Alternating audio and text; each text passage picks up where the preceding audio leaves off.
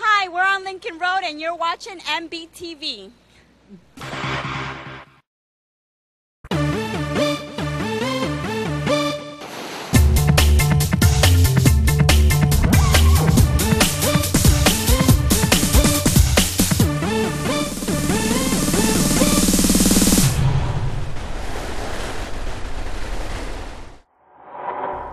Hello, I'm Hilda Fernandez, and welcome to MB Currents, a show where we break down issues of importance to you, our residents. Today's show is about short-term rentals, what can and cannot be done in the city of Miami Beach. And joining us for this discussion are Assistant City Manager George Gomez and the Director of our Co-Compliance Division, Robert Santos Alborna.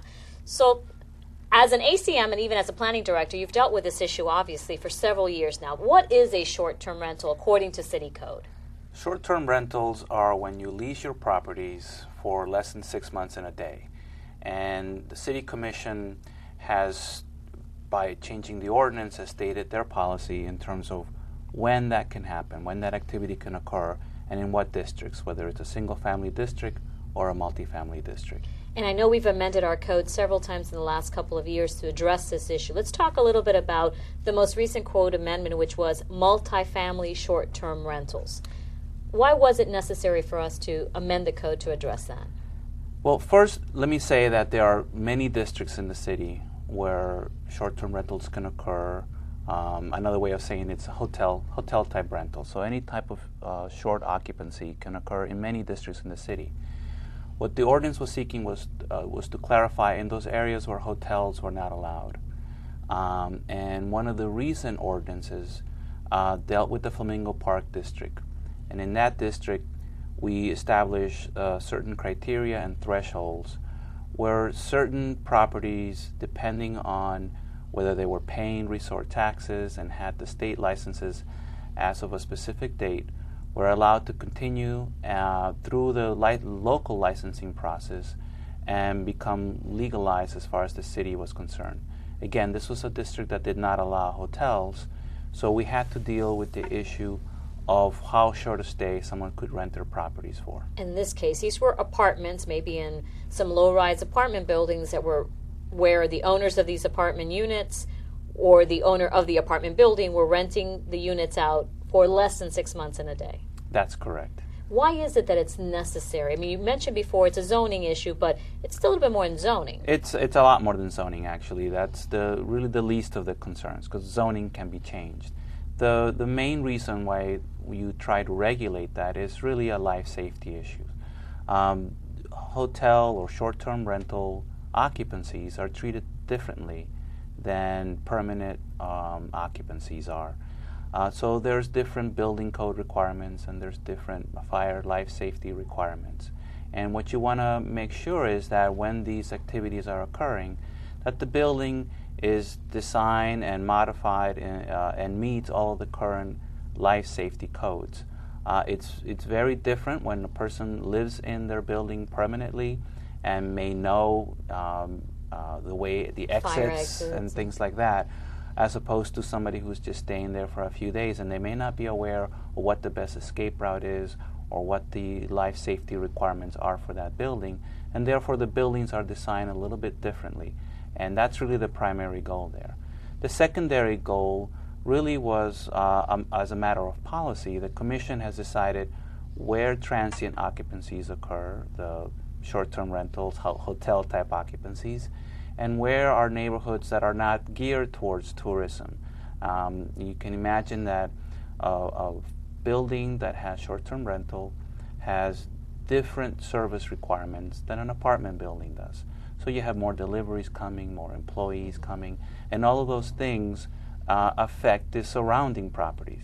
So there's a distinction, and that's what zoning tries to do, is makes a distinction between where short-term rental can happen and where a neighborhood is designated more for permanent type dwelling. And let's talk a little bit about that, because clearly sometimes it may not be obvious whether in a building has in fact some units that are being rented short-term. But you at Co-Compliance, you find out what are the kinds of issues that generally prompt someone calling in because they're concerned that maybe next door in their building they have a short-term rental? What are the kinds of issues? Well, the secondary option, and as ACM Gomez talked about, is the concerns for life safety. But immediately after is quality of life, and the area neighbors. A transient use short-term rental, unauthorized in a residential area, adversely impacts the quality of life of the neighbors and the surrounding inhabitants.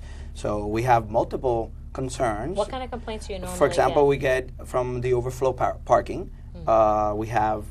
Oftentimes there's a correlation between a short-term rental and noise violations. They go and rent this location to throw parties, etc.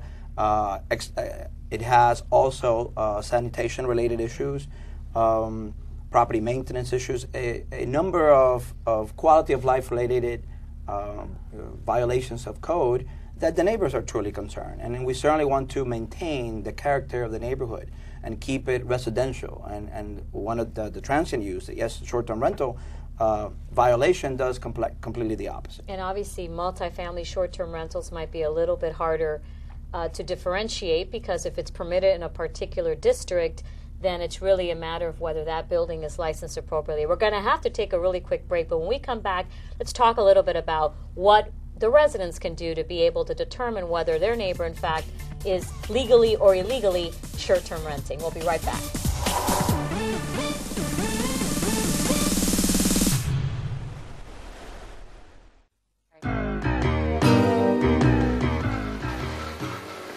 So do you have the info? It's all here. So it's true? Yes, there's the document.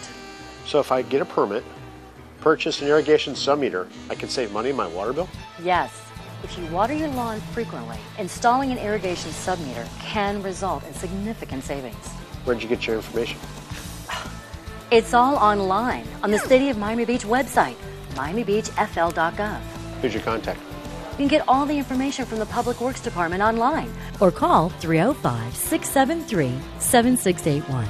So what's with the trench coat? I don't know. Thought it was going to rain.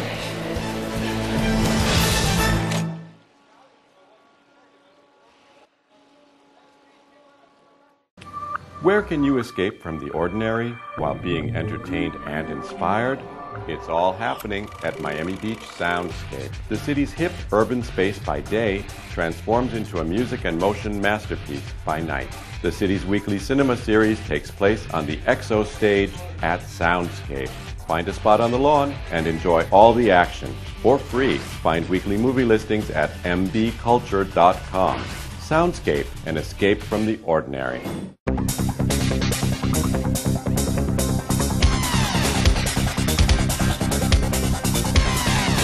Hi, I'm Emily Oz, and you're watching MBTV.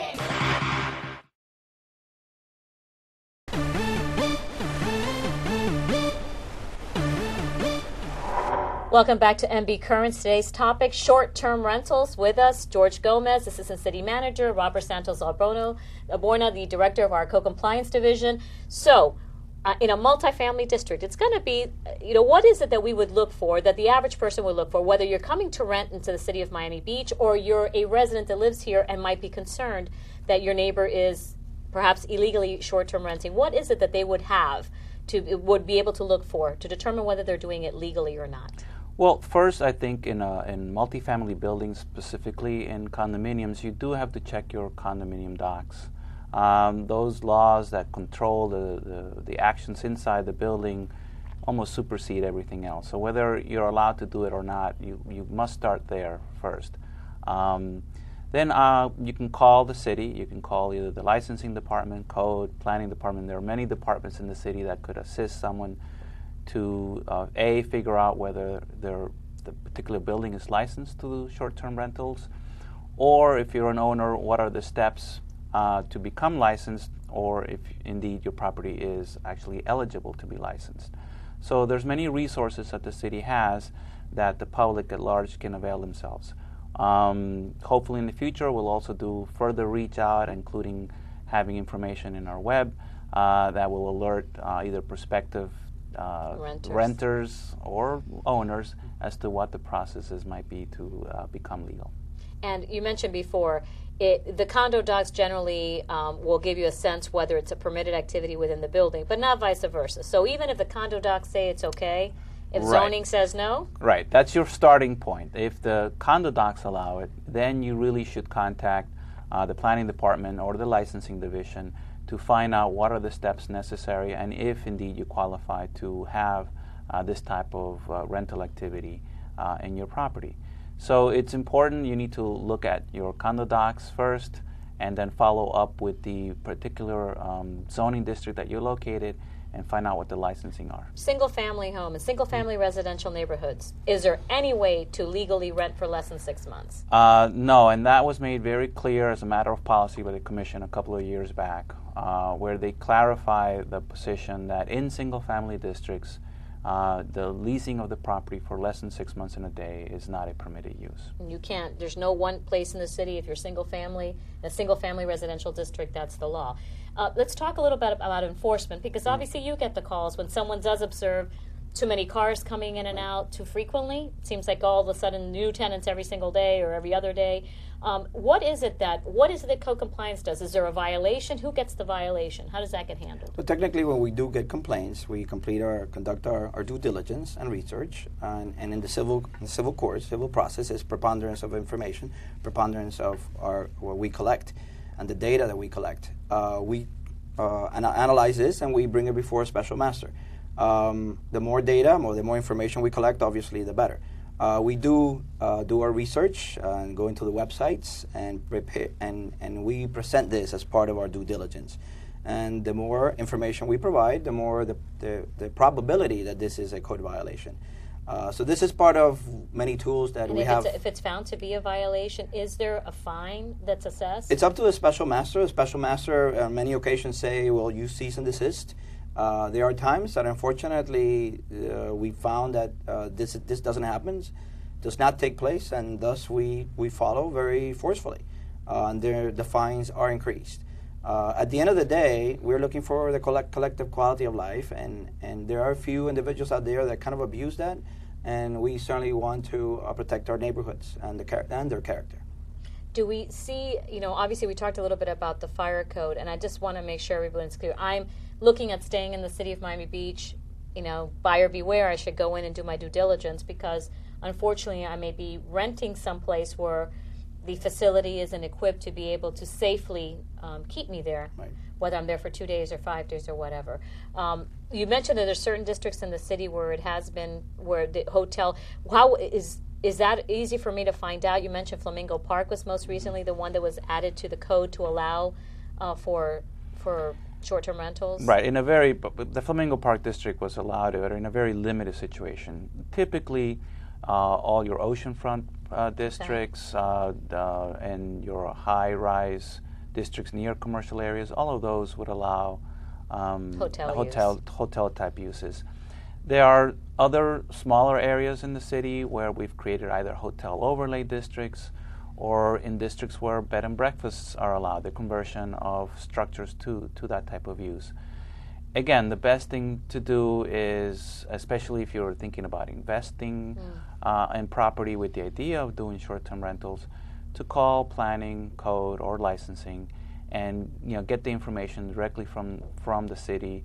Don't rely upon sales brochures, realtors, or the property owners that you're buying from, but just double check everything. And it's part of the due diligence. And typically that's what we have that. Most people buy their property, they do the right due diligence, and they know what they can and cannot do with the property.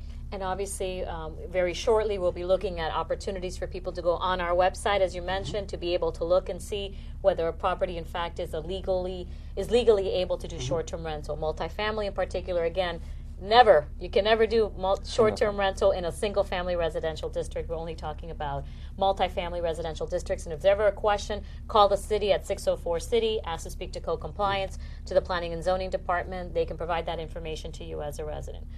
Unfortunately, we've run out of time for this edition of MB Currents. Thank you again for joining us. See you next time.